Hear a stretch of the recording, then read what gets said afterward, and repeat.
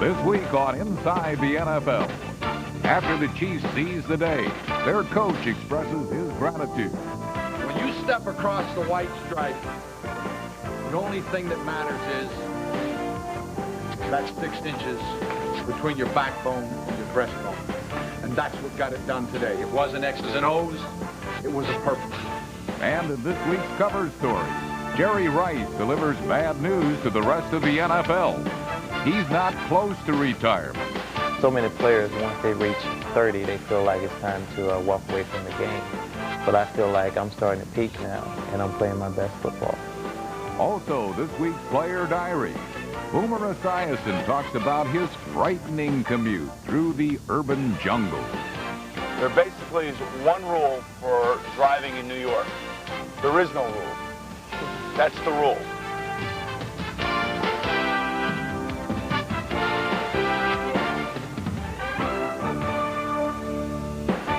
And now, the show the pros watch, Inside the NFL, with your hosts, Len Dawson, Nick Bonaconti, and Chris Collinsworth.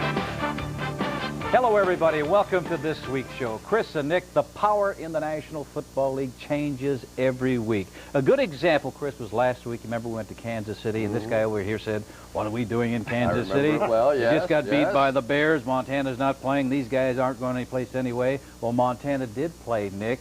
And now the Chiefs look like a legitimate Super Bowl contender. No, you would have to get the last word in, huh? Well, I had to get your foot out of your mouth to say that thing. But yes, one man does make a difference. Hey, in New York, Lenny, that one man happens to be Boomer Esiason. Last year, the Jets were 4-12. This year with Boomer, they look like they are a playoff contender. Yeah, but you guys are talking about quarterbacks, and we've seen quarterbacks have that kind of impact before, but have you ever seen a defensive back do what Deion Sanders has done in Atlanta? Save the franchise and probably save Jerry Glanville's job. Hey, everybody's talking in Philadelphia about Randall Cunningham. Forget Randall Cunningham. It's defense. Without Reggie White, Clyde Simmons only has 3 sacks this year. Last year with Reggie, he had 19. Another team in trouble, Detroit. They don't have Barry Sanders. He is 41% of their offense. Without Barry Sanders, I don't think Detroit makes the playoffs. Pittsburgh's in the same boat without Barry Foster. Remember just a couple of weeks ago, we named them as the team of the decade after their big win on Monday night against the Buffalo Bills. Now without Barry Foster, they just look like a team of decay. Hey, a team that is not missing its superstar is the Miami Dolphins. Don Shula, with 3 quarterbacks later, looks like he's still the best coach in the NFL. One thing he really did, he went outside of his organization to get Steve DeBerg to help them continue to win. There's a couple of organizations that are winning that did it within. Houston, Lorenzo White, the running back, went down. Gary Brown came in, doing really a better job. The Giants did the same thing with Lewis Tillman when he replaced Rodney Hampton. Well, last week, Hampton's Giants and Esiason's Jets were winners, but not by much. And in Cincinnati, after an agony of steady defeat, there was at last the thrill of victory.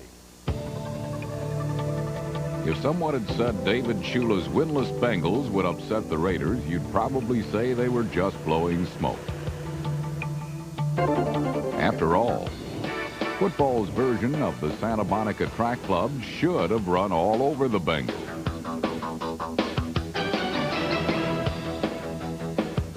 But snow is one of speed's great equalizers.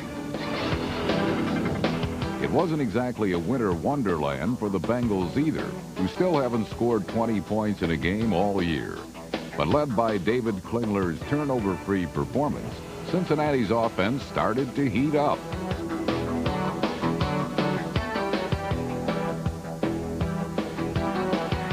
Center again behind Klingler, who takes, hands the ball, goes to the goal line, and goes in. Touchdown, Cincinnati. Only the second rushing touchdown this year. Cincinnati embraced the thought of a win, and on this day, the only person wrapped tighter than the fans was Jeff Hostetler.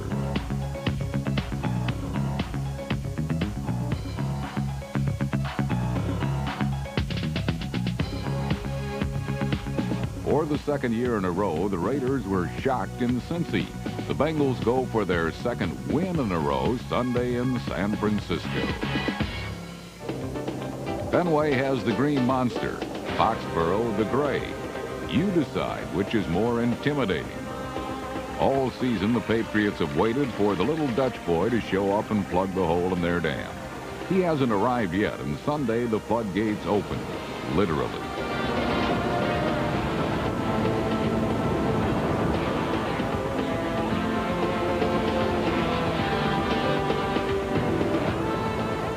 wind gusts reaching 68 miles an hour, staying on your feet was a chore, except for Leonard Russell, who marched through the muck for a career-best 147 yards.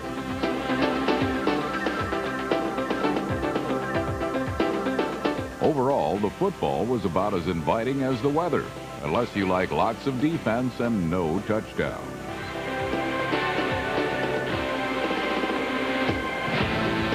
The Pats had a chance for a go-ahead score with just over a minute to play. And so back to throw. Fires over the middle. It is caught there by Gibson. Fumble! The Jets recover at the Patriots' 6-yard line.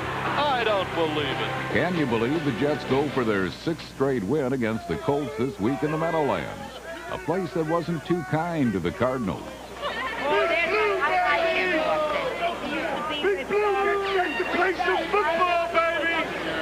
Oh, I love it. Fans.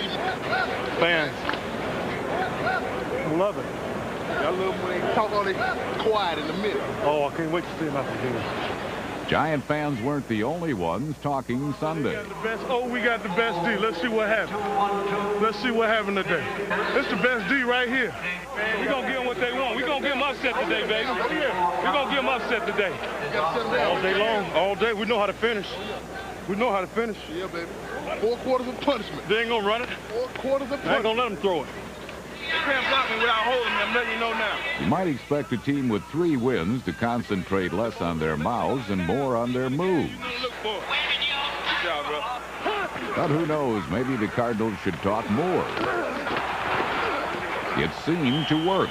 Cannot block us. Hey, baby, keep busting them. Keep going. Keep busting them. They cannot block us, man. Okay, listen.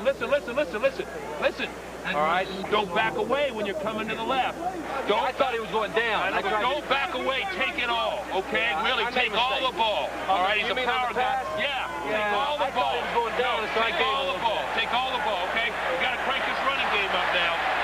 The Giants never did get their #1 ranked running game going, as they were held to a season-low 46 yards rushing and were forced to watch Phoenix find the end zone first.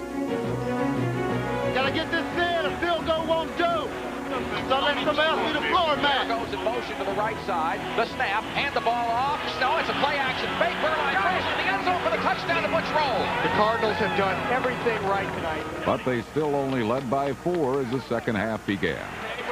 They're going to play pass. They're going to run up the field. All right? We'll get the running game going. If they want to play 8 men, we'll throw the son of a over their head. 2nd and 10 on the 20. Sims looking right. Now looks middle. Throws middle end zone. Touchdown.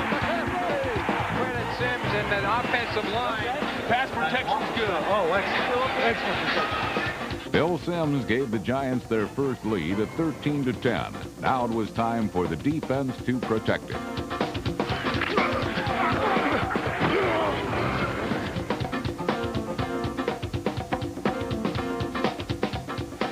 LT losing it, brother. He done lost a couple. Yeah, he done lost a couple. They still better stay away from him, though. They better not go his way. Tell you what.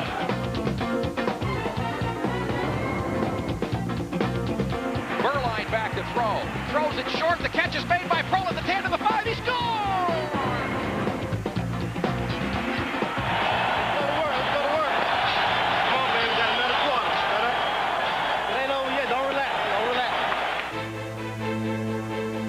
A David Treadwell field goal cut the Cards' lead to 1, and on 3rd and 18, Sims found Mark Jackson to help set up New York's long-distance kicker, Brad Daloiso, for the win. Odds are not with Daloiso. Good snap, spot. It's got the distance, Incredible,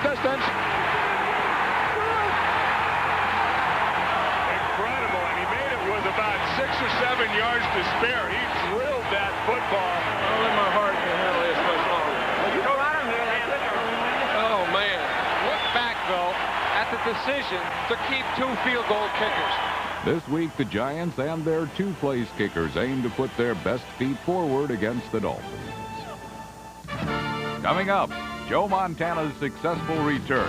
And our cover story, Jerry Rice, proving once again he's simply the best.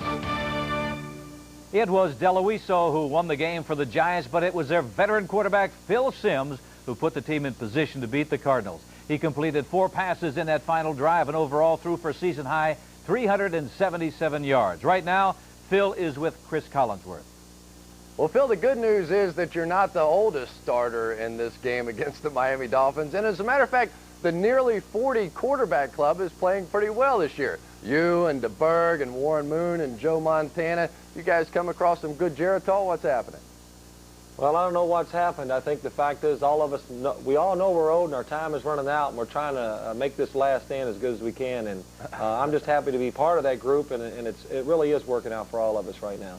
Well, how are you feeling personally? I understand that last week you couldn't even lift your passing arm over your head after the game, and that your ear was hurting you so badly that your wife had to give you a pep talk just to get you out of the house for the game. Are you okay now? Well, I am fine. You know, physically I've felt good all year. My arm really has never been a problem. I did bang it up a little one week, but it was not a problem where it was going to bother me in the game. And my inner ear, it's getting better, and my wife always gives me pep talks, so this week was no different than the rest of them. Let me ask you about football now. I know the Giants are the #1 running team in the National Football League, but does the 2-to-1 ratio of runs to passes on first down make this offense too predictable? Well, the only time I would say it's predictable is if we don't run the ball well on first down, and then, of course, that puts us in it puts our offense in a difficult situation. But we've been running the ball awful well all year. I have not complained. Nobody on this team has complained about the number of times we've rushed the ball, and as long as we're successful, it puts us in opportunities where I can throw it to score, or we can run it in to score, and a chance to win. I think that's all we're looking to do, and so far it's worked great for us. Well, last week, because the Cardinals played that 8-man front against you guys, you were forced to throw it 41 times. Now, what happens if Lewis Oliver walks up to the line on first down this week? Do you feel that Mark Jackson has the speed to loosen up that Dolphins secondary?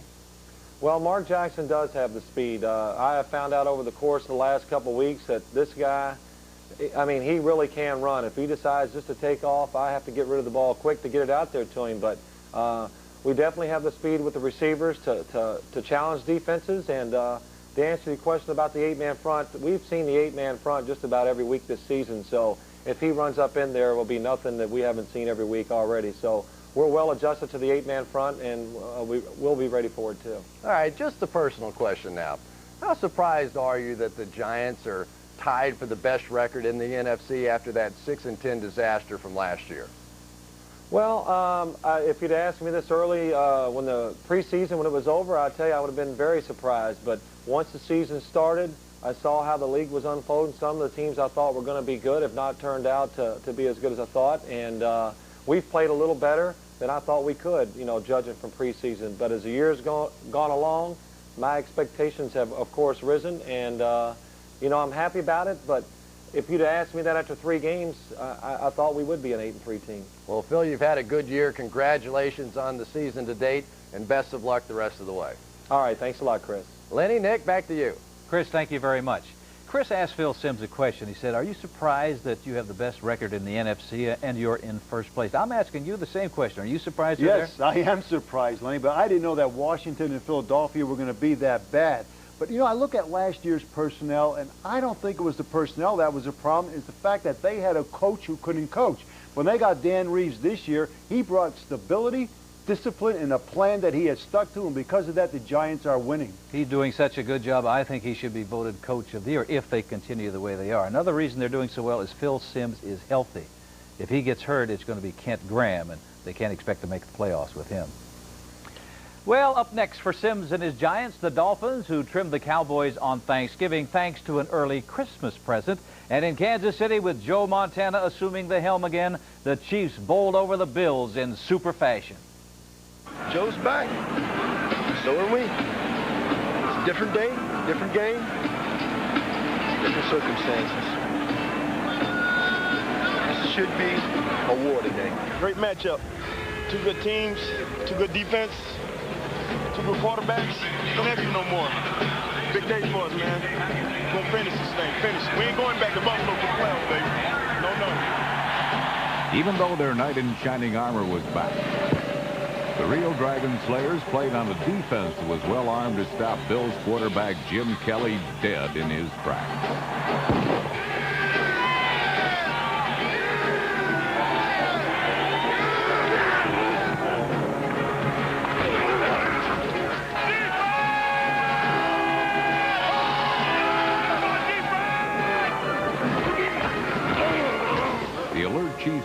Rams created 4 turnovers, which set up the returning hero quite nicely.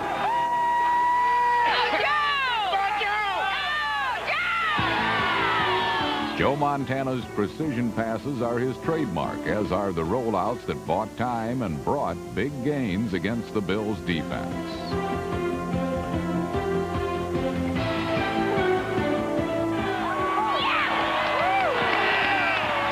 It is 3rd down and 9. Montana dropping back in the pocket, looking. He swings it out. It's Marcus Allen at the 10, down to the 5, and he dives in there for the touchdown. Marcus Allen on a great play. Around the NFL, the top 4 scorers nationally in each age group will advance to the national finals. What we gonna do? To be held during the Pro Bowl. Here are your Kansas City Chiefs winners. We're gonna step up to the mic. Age group from Cahokia, Missouri. Step up to the mic. Back deep in the pocket to throw. Kelly winds up. He's hit. The ball turned free. It's intercepted by 70 over the 30. Down the sideline, 25. Gets a block at the 20. Down the sideline he goes. He's out of bounds. Oh, baby, what a play.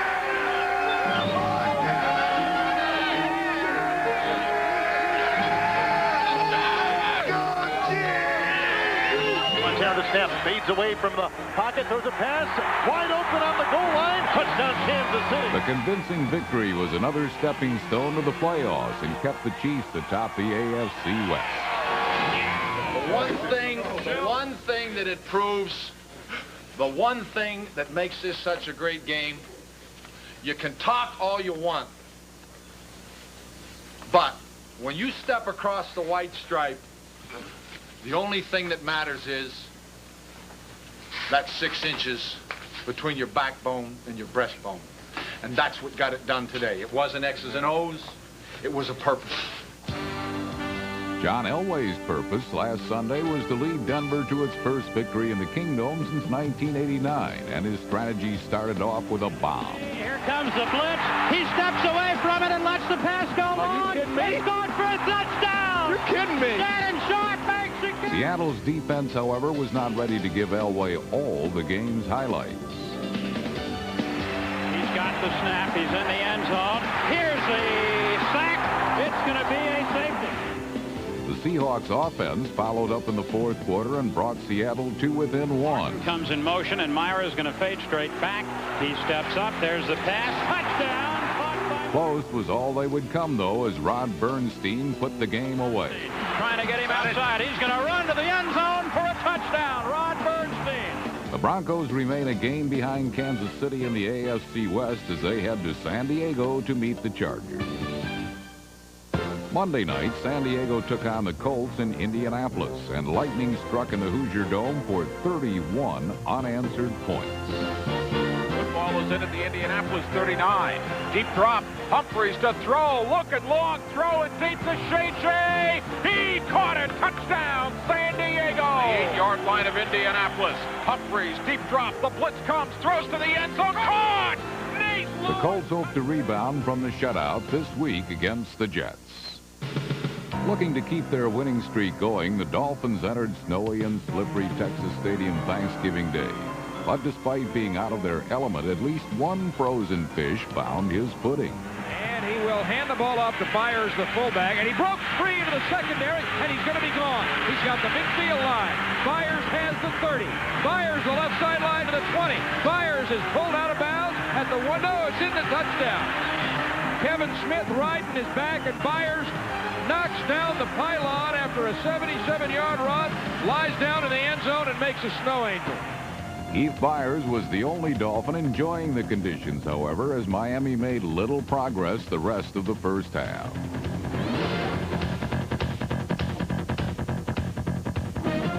Snow and ice don't usually lend themselves to fleet feet, but for the second time in this game, crossing the field was made to look easy.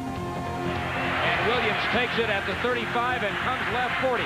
45, midfield, 45-40, and defender slips. Kevin Williams will bring it in. Kevin Williams from Dallas scores his second touchdown of the day. 64. Williams' touchdown warmed up the crowd, and when Miami had a last-second chance to win the game, Dallas turned up the heat even higher. But in the process, one Cowboy lost his cool. It's a 41-yarder. It's a first down kick. And it's blocked. It's blocked and rolling around at the 10-yard line. Jimmy Jones got the block and no one. Yes. Oh, Leon Lett. Leon Lett. Oh, my goodness gracious. I think they get another shot. This is Miami's ball. Miami did get the ball since the Cowboy touched it before the Dolphins recovered. So instead of time running out, Pete Stoyanovich got another chance. The snap is back. The kick is up. Miami wins. Miami hopes to beat its fourth NFC East opponent this season, the Giants, this week.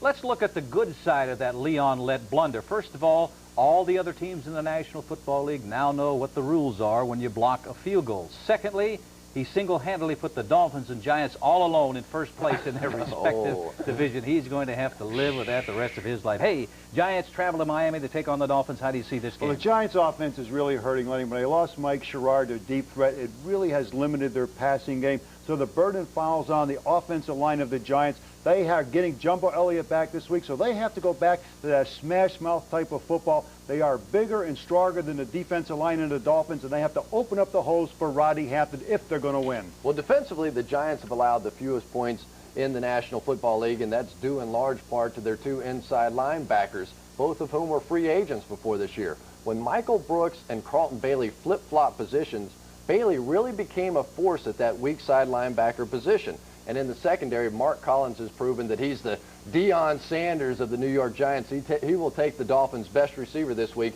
and cover him all day. The key players in this game, the quarterback, Steve DeBerg and Phil Simms, neither can move all that well, so it's going to be up to the offensive line to protect him.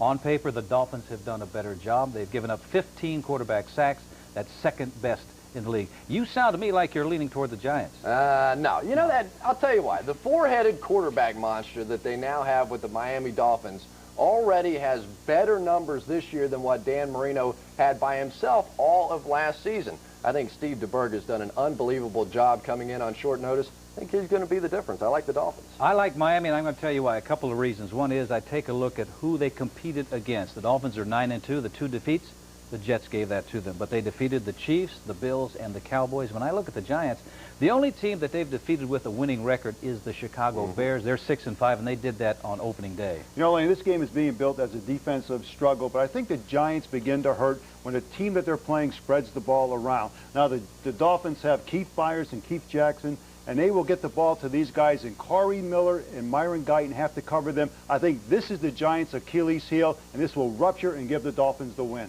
Dolphins' last 3 victories by the margin of 2, 4, and 5 points, so this should be another close horse race.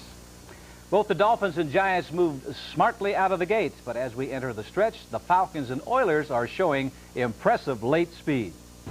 After the Falcons lost their first 5 games, their symbol for excitement joined the team, and Atlanta has been soaring high ever since. Bobby Hebert and Andre Rison helped build an early lead. But in the second half, the Browns bounced back as Todd Philcox directed 2 scoring drives. Mark Carrier's 35-yard catch got Cleveland close, but in the end, Hebert's second touchdown proved to be the winning score. The Falcons, victors in 5 of their last 6, hope to continue their winning ways this week in Houston. You know, there's no mystery why people are so enthralled with sports. You know why? It mirrors the drama of life. It's so exciting. You gotta love this stuff. It's said in life there are 2 kinds of people. Some that are content and some that are hungry. You ain't got nothing to say, ain't nothing to talk about, baby.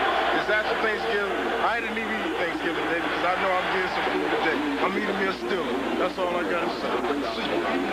Hey, the key has always been, guys, we know we're focused. We know what we got to do. The big thing, we got to stay together. No matter what, you know, we all got to stay together. We all got to be on the same page. So on 3, we can work together. 1, 2, 3, together. The only thing the Oilers have been together on at the start of the season was finger pointing. But recently they had joined as one, winning 5 in a row and forcing a first-place showdown with the Steelers.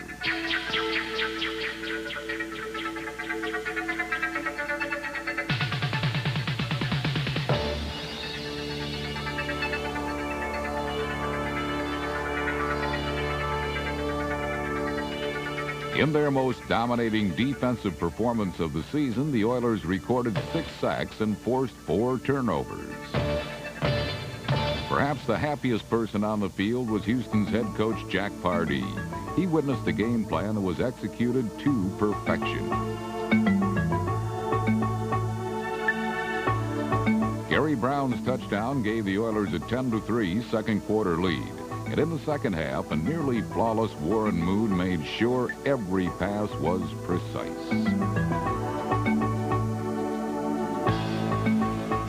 After leading the AFC in receptions the last 3 seasons, Haywood Jeffries has had fewer passes thrown his way in 1993. But in the third quarter, Jeffries delivered the knockout blow. 10, Steelers 3. Moon to throw for the shotgun. Deep down the middle for Jeffries. He's got it to 30, and the 20, and the 10. He is going to score. Haywood Jeffries. Moon from Jeffries for 66 yards and a score. I like it. Give me some of that. Super Bowl. Yeah. That's it, baby. Back on track. Back on track. With 6 consecutive victories, the Oilers are alone atop the AFC Central and are home again this week against Atlanta. What a turnaround by the Houston Oilers. After a 1-4 start, they very easily could have gone into the tank, but the defense got things going. In the first 5 ball games, they were giving up almost 23 points a game. That included a shutout against the Kansas City Chiefs. The last 6, they got their act together, giving up an average of 11 points a game. This should be a very emotional game, particularly for Atlanta coach Jerry Glanville, because he used to roam the Oilers sidelines. Yeah, and Glanville knows that when you play against the run and shoot of the Houston Oilers, you have to play at least 6 defensive backs, and that's all fine and good as long as Warren Moon's throwing the football. But what happens when Gary Brown with those Earl Campbell thighs start running over your defensive backs? Then you got to bring in a linebacker, try and stop the run, and Warren Moon ends up having a big day. The power running of Gary Brown has really made a difference for this Oilers offense. Hey, this week the Atlanta defense finds out, are we for real? We know what they're going to do. They're going to put Deion Sanders on the Oilers' top receiver. That is Haywood Jeffries. They're going to try to take Jeffries out of the game early. This puts the burden on the defensive backs of Atlanta. Can they cover Ernest Givens and Webster Slaughter, the slot backs in that Oiler offense? Pittsburgh was not able to do it, and I'm not sure Atlanta can either. I was just talking about the turnaround by Houston's defense. The same can be said for Atlanta's defense since they got Deion Sanders back. In the first 5 games, the defense was giving up over 30 points per ball game. In the last 6 with Deion, it cut that in about half. Hey, Nick, this week, some receivers are going to be out there. The top 3 receivers for Houston and for Atlanta have combined catches of 325. Yes, it's one track team against another track team, but you know something, Lenny? You still have to get the football to these fast receivers. And the way Sean Jones and William Fuller are playing for the Oilers, Bobby Hebert will be throwing off his back foot or off his back all day long. I like the Oilers. You know, he is the key, Bobby Hebert. Last week against Cleveland, Atlanta jumped off to a big lead, but they had to pull in the reins in the second half because of Hebert's sore elbow. Now, Warren Moon is healthy. And let's see, Gary Brown has those thighs of Earl Campbell, about 36 inches. Indeed, I like Houston. Well, I do too. Anytime that you have the great 4 wide receivers that the Houston Oilers have with that run and shoot, one defensive back cannot make that much of a difference, even if it is Deion Sanders. I like the Oilers too. This will not be a conservative game. The football will be flying toward those wide receivers all day long. You know, last week, the king of all wide receivers, Jerry Rice, was in a Hall of Fame form as the 49ers rolled again. And in a trip north, the sagging Saints squeaked by the Vikings. You don't see many of these classically sleek Viking mobiles on the road anymore, but this year's model Minnesota team, like the old car, is built to withstand the most ferocious of fender benders. Although Sean Salisbury took a beating from the Saints, his third-period touchdown pass provided the Vikes with a 14-7 lead. Salisbury rolls right, throws, it's caught inside the 5. Jordan surging to the goal line. He's in for the touchdown. But on the ensuing kickoff, rookie return man Tyrone Hughes got New Orleans revved up, and the Saints ultimately relegated Minnesota to the scrapheap. Kickoff comes down to Tyrone Hughes from his 1. Straight upfield, 15, breaking out to the right, 15, turns the corner, 25, 30, he's to the 40, making a move over base, he may go all the way, touchdown!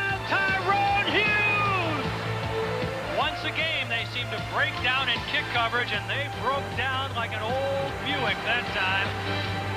Cleveland is next up for the Saints as they try to stay within striking distance of the 49ers, whose game with the Rams became mere child's play.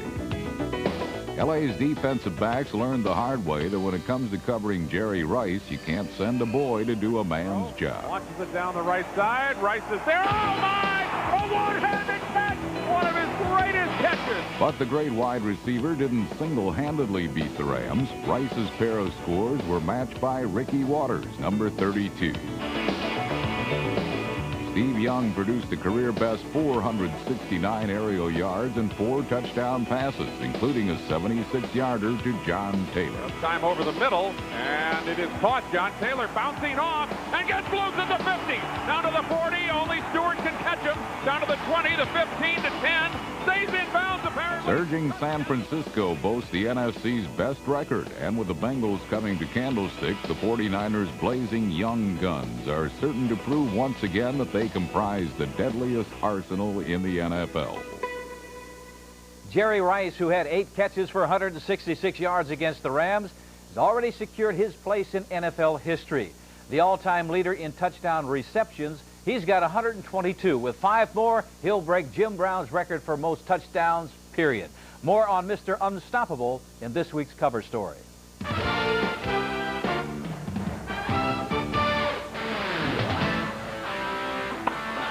Look at this. Jerry Rice knows tennis. Oh, yes, yes. Woo. Jerry Rice knows basketball, too.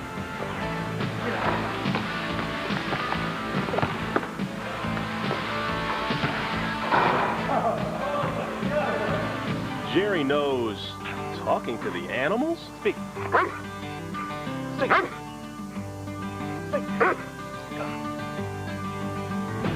Jerry knows Easy Rider.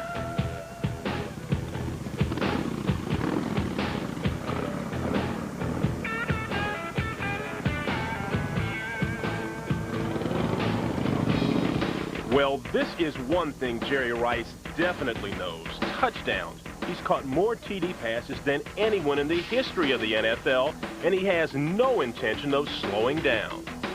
Well, so many players, once they reach 30, they feel like it's time to walk away from the game.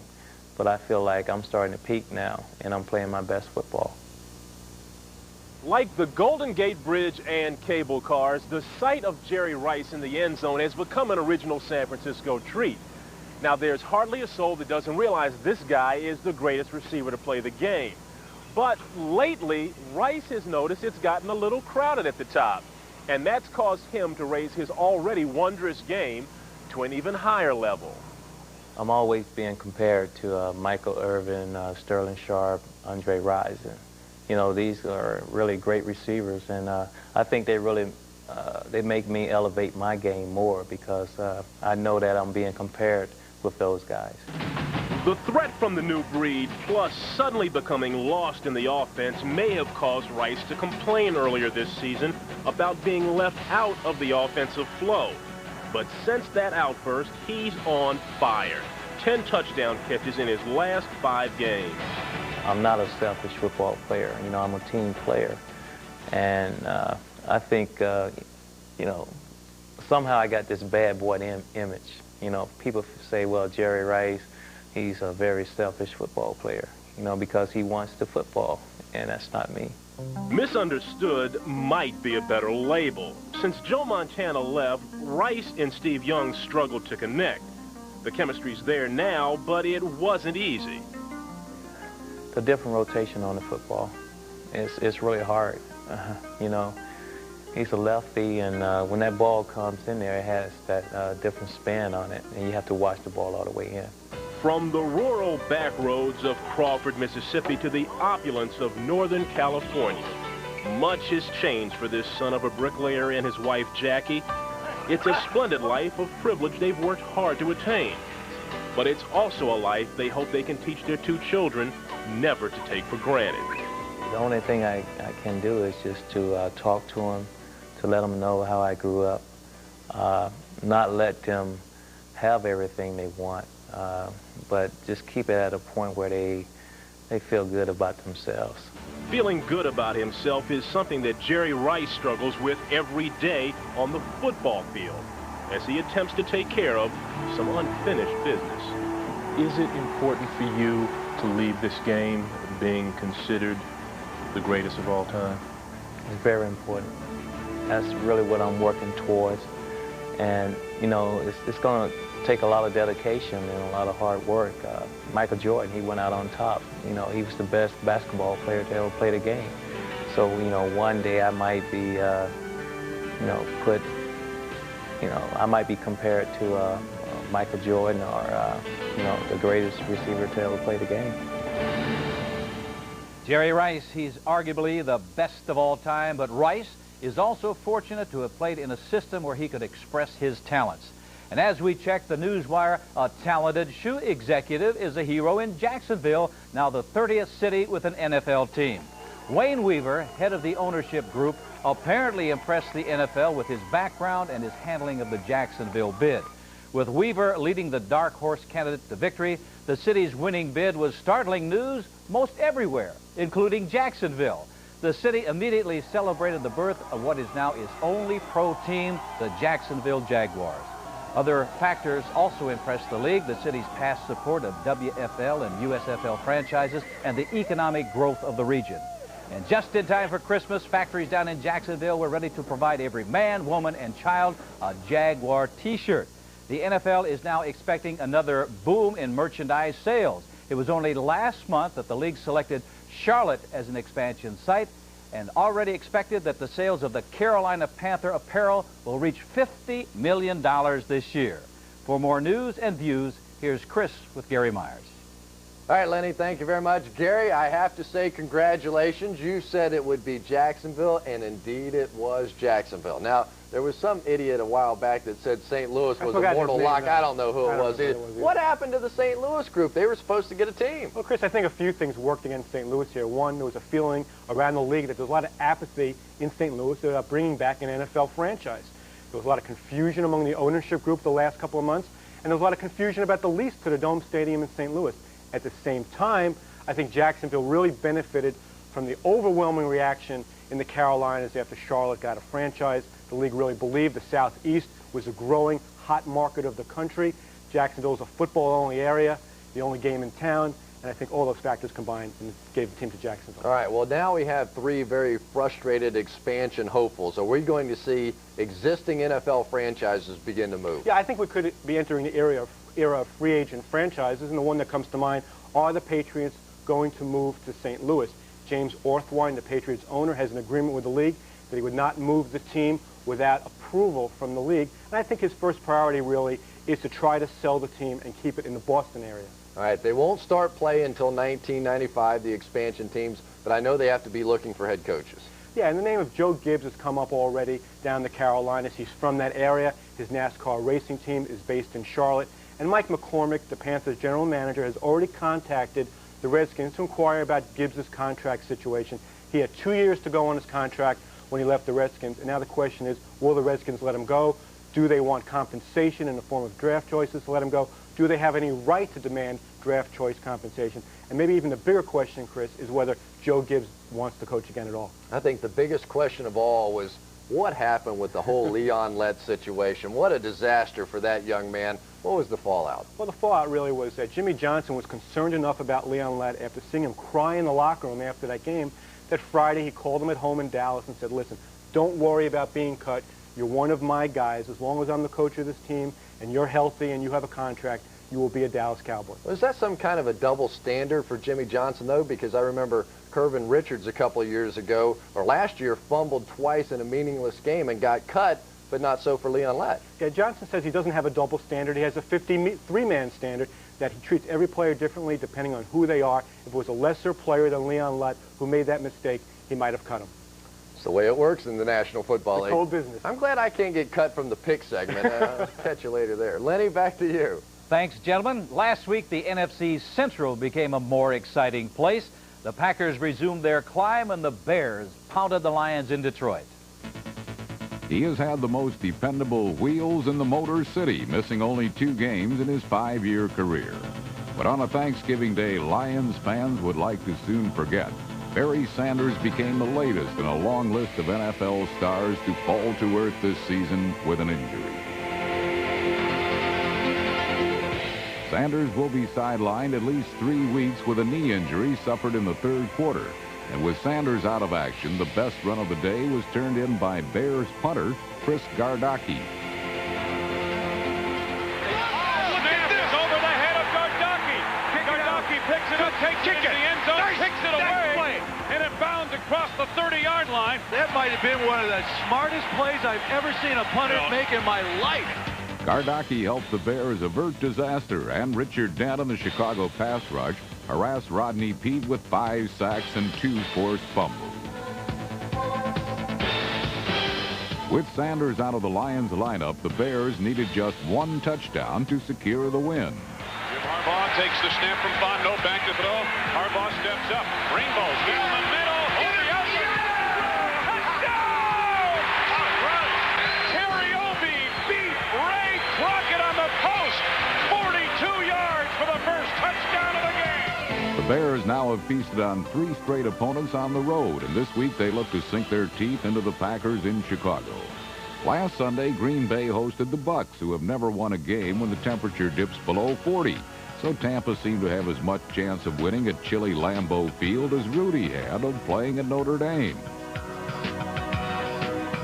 But we all know how that story turns out, and sure enough, the long-shot Bucs seemed ready to snap their cold spell, taking a 10-6 fourth quarter lead before Brett Favre ruined their storybook ending. Favre straight back in the pocket, rolls to the right. Now he throws in the end zone. Sharp, touchdown to Sterling Sharp at the end of the baseline, and he catches it in the end zone, and the Packers have the lead with 1:16 to go. While the Packers hope to continue their inspirational comeback story in Chicago, the Bucs will meet a Redskins team this Sunday that has worn a look of bewilderment all season long. Not many winning plays have been called in Redskins huddles this year. In fact, some of the things they concoct are downright baffling. And it's a fake, and it's a pass, and it's an interception by Otis Smith. Oh, Richie Pettibone. Oh, he's going to get crucified for that. Eagles coach Rich Kotite probably thought he had seen it all until he watched Redskin quarterback Rich Gannon escape an all-out blitz by linebacker Britt Hager. Blitzed up the middle again. Scrambles for his life to the near side. Throws it upfield. Got to complete to McGee. Dives. Touchdown. Washington Redskins. 2 Gannon scoring strikes gave the Redskins a 14-10 fourth quarter lead. But in the battle between 2 beleaguered teams desperate for a victory, the Eagles drove 75 yards in the game's final minutes with a heads-up block by guard Brian Baldinger helping to produce the winning score. Here we go. Play action. Into the end zone. Touchdown! James Joseph! James Joseph's touchdown with 46 seconds to play snapped the Eagles' 6-game losing streak. But Bubby Brister and the Birds will have a tough time making it 2 wins in a row this Monday night in Dallas. Ahead, former Chargers quarterback John Hadel in our Where Are They Now? And in our player diary, Boomer Esiason's Automotive Odyssey. Later in the show, the Boomer talks about his problems getting to and from work every day. Well, those problems are nothing compared to Philadelphia's as they travel to Dallas to take on the Cowboys this week. But some good news for Philadelphia. The Cowboys have lost their last 2. Yeah, Lenny, but I wonder, are the Dallas Cowboys defenders or are they pretenders? This is a team that does not play well when it faces adversity. Without Troy Aikman, they got blown away by the Atlanta Falcons. With a hobbling Smith, they lose to Miami. And when their defense was called upon to do something good, it did not stand tall.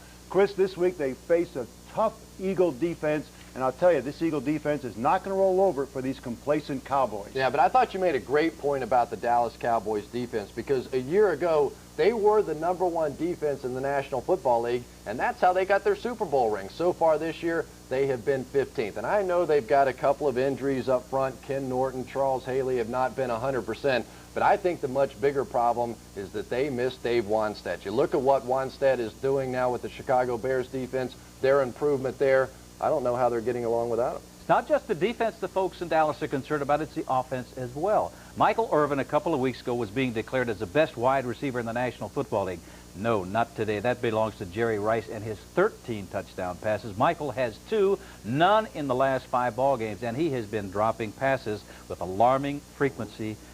They're playing the Eagles, though. Can the Eagles have any way of winning it? Yeah, I don't think so, because in order to beat the Dallas Cowboys, you have to stop Emmitt Smith, and the Philadelphia Eagles defense, of the 9 biggest rushing days in the National Football League this season, the Eagles have given up 4 of them. Last time Emmitt played against Philadelphia, 237 yards rushing. I like the Dallas Cowboys. Emmitt is hurting this time around with a leg injury, but if he can't go, they have an able replacement in Lincoln Coleman. An interesting story. He worked for Home Depot. They go around selling bolts and nuts. He played in the Arena Football League. Do you think he would like to get his hands on the football? Oh, yes, he will, and they will win, and they will redeem Leon Lett because he's taken the heat all week long.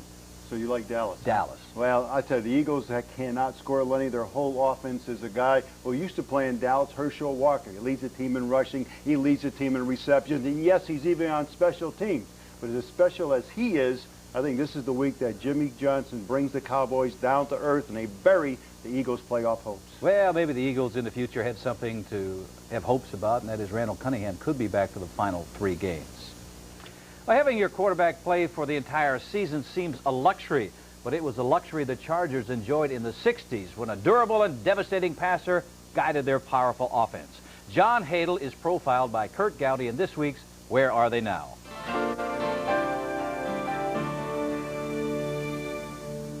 John Hadl, a former Jayhawk and 2-time All-American out of the University of Kansas, has always had big decisions to make. So in 1962, when the Lions made him their #1 draft choice to play in the NFL, and the Chargers drafted him in the 3rd round to play in the newly formed AFL, Hadl needed time to think. San Diego wanted me to play quarterback, and the Lions wanted me to play running back. They were going to make a Paul Hornung player type out of me. As it turns out, it wasn't that difficult a decision to make. I wanted to be a quarterback if I made it in the NFL, and the opportunity to play in San Diego, a young franchise, it was absolutely the right decision, in my opinion, to this day. With the Charger franchise barely 3 years old, John Hadl came to the league with a new and aggressive style of play. He was part of a group of players who brought the game into the 60s with a new excitement. In the AFL, it was very competitive with the NFL as far as the players. The NFL was aloof. They were the elite. We were the lucky to be there guys type thing, you know. And as a whole, in the early stages, that's probably true. But as they progressed, the Charger offense began to soar as Hadl, along with receiver Lance Allworth, became the AFL's most feared passing combination. Hadl performed with the Chargers for 11 seasons, where he quarterbacked them to 3 AFL championship games. In 1978, after stints with the Rams, Packers, and the Oilers, the 6-time Pro Bowler moved from the playing field to the sidelines at the ripe old age of 37. I played almost 17 years, and I had a lot of playing time, and I just got tired of being physical. I really did, and having to be in shape. I always had a weight problem if I didn't watch it. I could balloon up and get too heavy, and I just really got tired of being physical. Hadl began coaching and coached at both the collegiate and the professional level before returning to his hometown of Lawrence, Kansas. Today, this Jayhawker is the associate athletic director at his alma mater at the University of Kansas. They offered me this job as director of the Williams Fund, which is our athletic academic scholarship fund. And we raise $3.1 million annually here for our athletes to take care of the scholarship costs.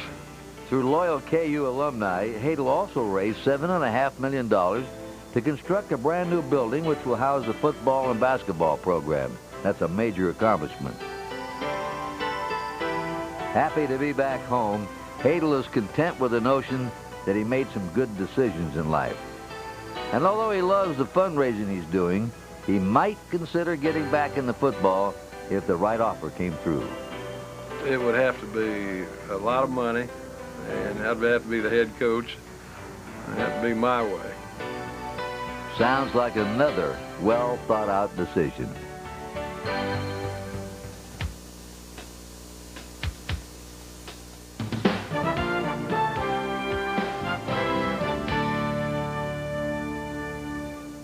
John, Nick, and I all came into the AFL at the same time. The year was 1962. Hadel was an outstanding quarterback, and he certainly has not gotten the credit that he really deserves. Well, from one personable quarterback to another, Boomer Esiason tells of his travel woes in this week's Player Diary. You know, it's great to play for the New York Jets. The only problem is that we got to drive 30 miles to get over to our stadium where we play, which is Giant Stadium. I'm going to take you on a ride with my UAV, my urban assault vehicle, on a ride of your life. It's 9 o'clock. Let's see what time we get there.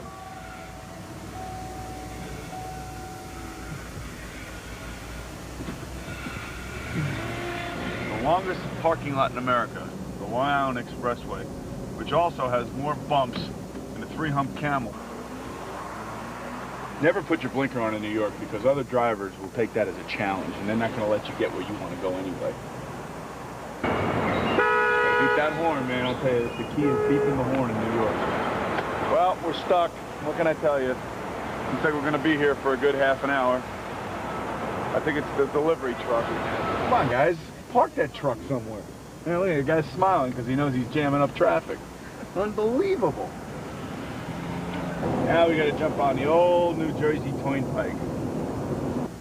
Oh, no! We're in the exact change lane. Oh, wait, we do have it. Hi, officer. Huh? How you doing? Yeah, I got to find my registration in here somewhere.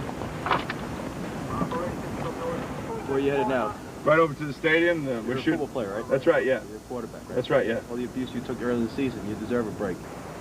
Well, here we are. We made it in just under 2 hours. Urban assault vehicle intact.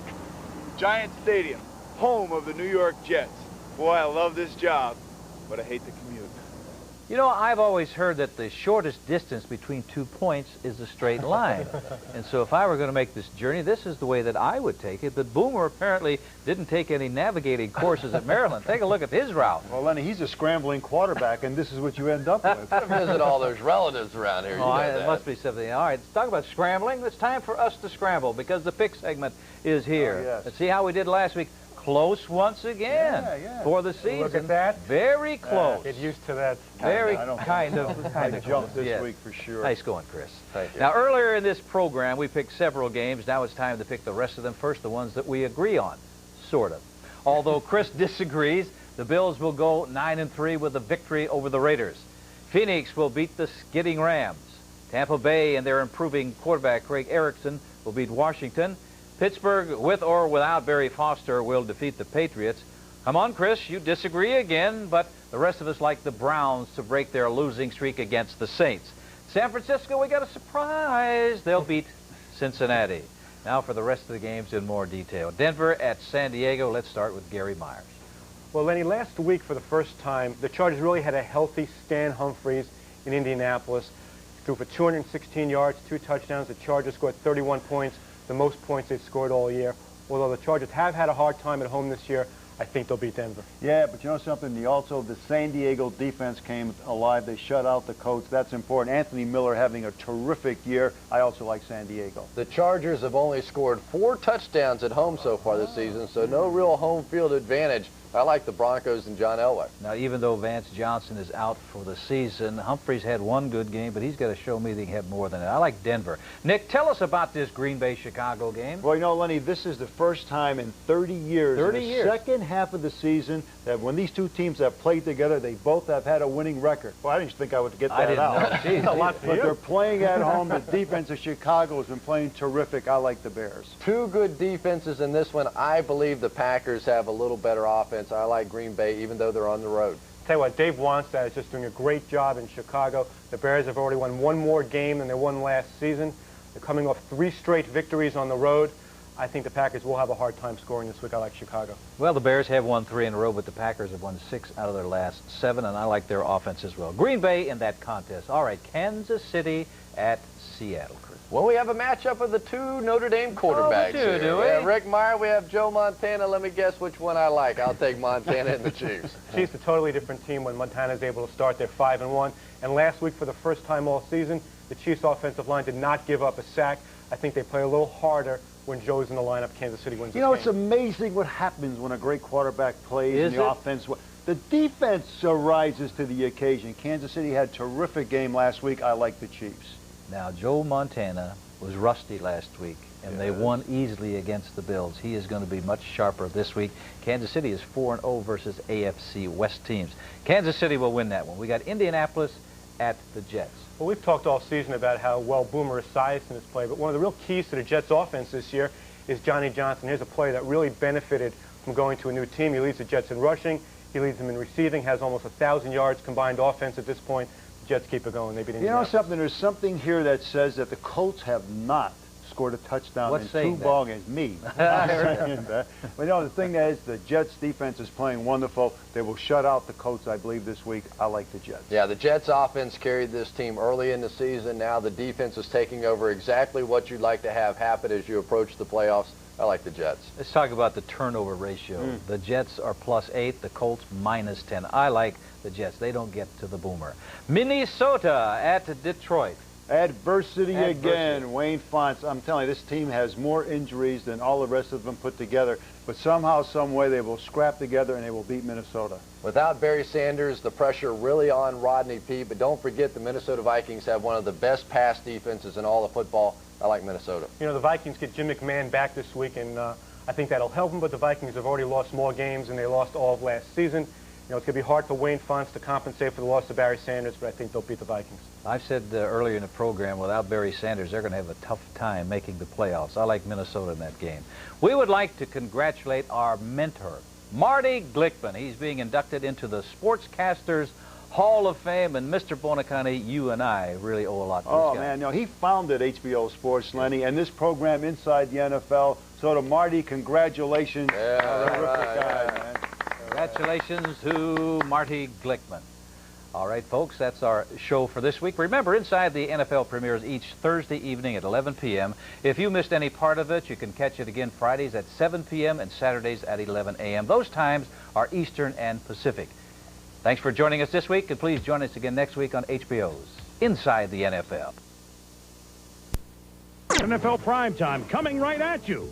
Would it be buyers, keepers, losers, weepers in Miami? Chicago passes the buck against the pack. Cleveland summons the savior. Is it enough to march past the Saints? The Jets couldn't catch anything, and the Falcons couldn't hold on. The Bills, would it be this easy to beat the Raiders? The Broncos look for a rare win at the Murph. A DT-TD in Seattle. Will the Chiefs continue their winning ways? Get in the holiday spirit. Prime time coming at you now.